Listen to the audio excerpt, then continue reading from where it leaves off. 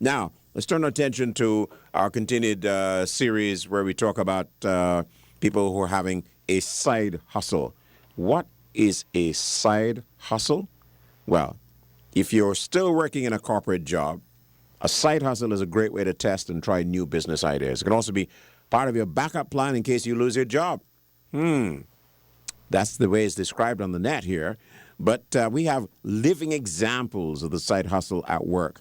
And we're pleased to welcome Toya Turner, who by day is an accountant and financial administrator at Cocoa Bay, which is a resort here in Antigua and Barbuda. But what is your side hustle as we welcome you to the show? Hi, good morning. Thank you. I am the owner and proprietor of the Little Starfish, which is a branch of the Birkenstock franchise. All right, Little Starfish. You got a storefront? I do. Number 24, Redcliffe Quay.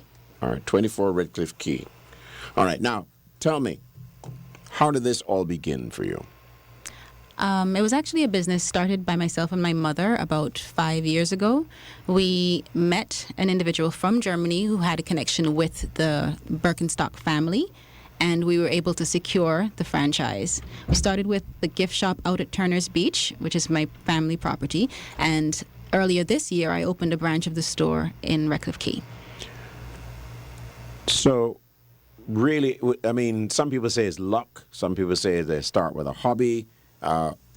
And then you have your story would seem to be happenstance. Yes, it was certainly serendipity. It just all sort of worked itself out. Did you know about the product before? I did. I was a wearer. I've owned them since I was much younger, so I was familiar with it. So I was comfortable selling it because it was something that I was confident would sell and be popular. All right. For the uninitiated who have never heard about this brand before, what is it? Birkenstock is a brand of sandals. It's produced in Germany. It's got a long history. It started back in 1774, and it is an orthopedic, almost a corrective shoe. The interesting thing about the shoe is that it's got a cork and rubber sole, and it is environmentally friendly. The product itself is it's very popular with, they used to say with the granola, the hippie generation, everybody liked that sort of comfort and eco-friendly type of shoe. However, over the years, it's evolved into where they're offering more stylish options, so it's very mainstream now. Now, you're selling shoes.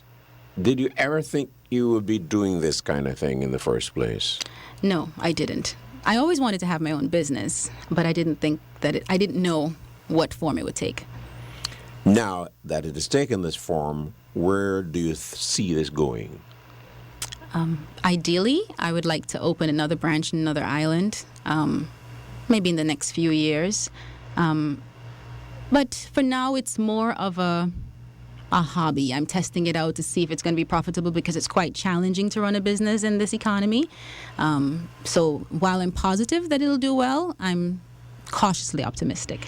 Which brings me to the question of how you juggle, and I ask everybody who's done interviewed in this series, how do you juggle your day job with this extra job? It is very hard. I spend a lot of time at the store after regular working hours and in the mornings before I go into work. When I'm at work, I'm an accountant, so I really don't have the time for doing too much else other than what I'm assigned to do. But I try as much as possible when I'm not at work to focus on the things that'll make that business, my side hustle, more profitable.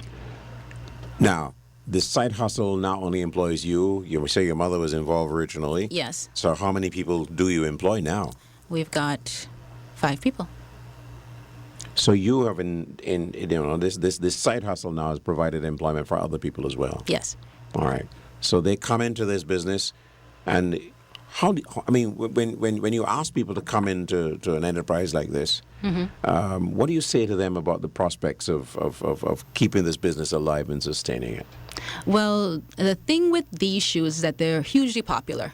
When you're driving on the road, more often than not, if you're looking at someone's foot, every other guy is wearing one. And that was the reason why I decided to actually pursue it and bring it into the city, was because there's not a lot of options for men. Most men want something stylish and comfortable and durable, and those are the 3 things that Birkenstock offers. So when we made it more available, because it's not, I should clarify that, other people were selling the products. You could get it in certain places, but there was not one designated distributor, and there wasn't one place where you could go and say, okay, I want to get in touch with the factory. Can you make me this? Can I get this from the catalog? We made it a lot more structured and a lot easier for people to have direct access.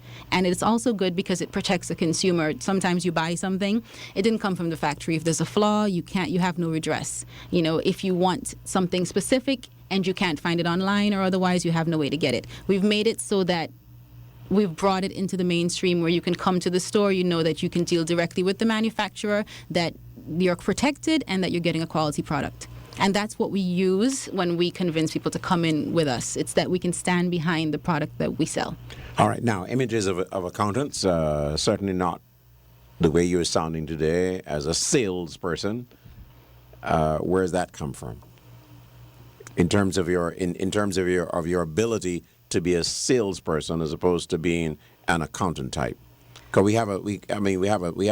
is it a stereotype? I believe it's an unfair stereotype, that accountants are not the bean counters we used to be. And at any rate, the way that the world of work and finance is now, you can't just be one-dimensional. You've got to be able to look at, even, for instance, when you look at financial statements, you have to be able to read them. You have got to be able to present them in such a way that you're able to tell someone from your financials what they need to do next and what product segment should they push, which one should they pull back on. So it's easy for me to do what I do during the day and use that experience to push my business.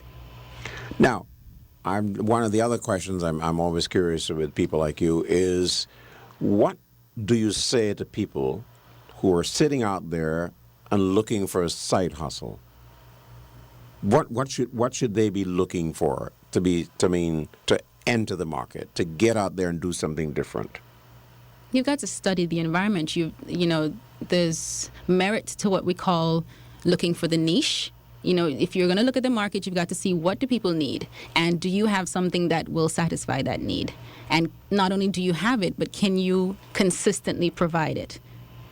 And once you've ascertained that you can, that there's a need and that you can provide it, then go for it. What do you say to the people who say, hey, this is obviously going to take a long time and take a lot of money? Great risk. With great risk comes great reward.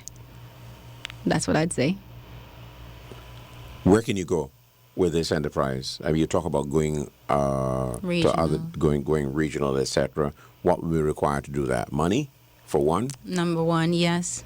And the one thing that I would, in hindsight, have done is paid closer attention to the level of taxation that you've got to, be prepared for when you're importing goods. I didn't know that it was 49.5% of the value of the goods you've got to pay at customs to get it out. So if I order a pair of shoes, I'm thinking, okay, fine, I've paid for it, it's going to get here, I'll pay. I expect to pay something, but it's so high that it restricts what you can bring in, so the volume is less, and the prices get higher, obviously, because you've got to cover your overheads. So I would say research.